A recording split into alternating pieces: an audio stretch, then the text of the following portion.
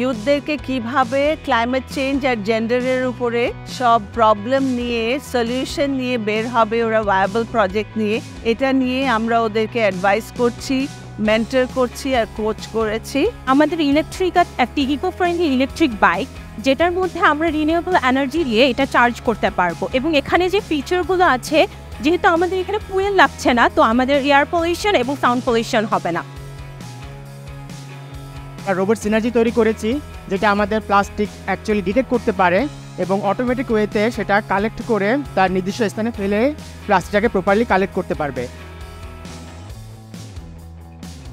মূলত এই বইয়ের মাধ্যমে আমরা চেষ্টা করব শিশুদের কাছে এই যৌন নির্যাতন বিষয়টা কি জানানো এবং পিতামাতা এবং শিশুদেরকে কিভাবে এটা সম্পর্কে সচেতন হতে হবে এবং কিভাবে প্রতিরোধ করতে হবে সেই বিষয়টাতে।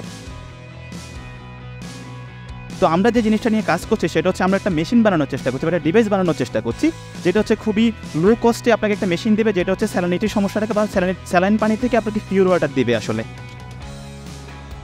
এরকম টাইপের প্রোগ্রাম আসলে আগে কম হতো। এরকম প্রোগ্রাম হওয়ার ফলে আমি যেটা আশা করছি যে আমাদের এই টাইপের ইনোভেশনগুলো মার্কেটে অনেক তাড়াতাড়ি আসবে। That in the future Bangladesh ইয়ার, যারা বাংলাদেশকে নিয়ে ভাবছে, বাংলাদেশকে নিয়ে কাজ করছে এবং ভবিষ্যতে তারা বাংলাদেশকে অন্য এক মাত্রায় নিয়ে যাবে, অন্য এক উচ্চতায় নিয়ে যাবে। It's been really, really incredible to see these teams of young people competing for the best ideas, the best way to make an impact in their community. I'm really excited to see what's going to happen next.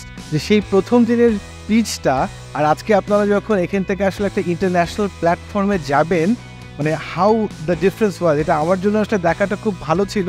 So all the partners যারা আজকে এটার সাথে আছেন, it is not only one person's credit, the credit goes to everyone. And I would like to thank you all.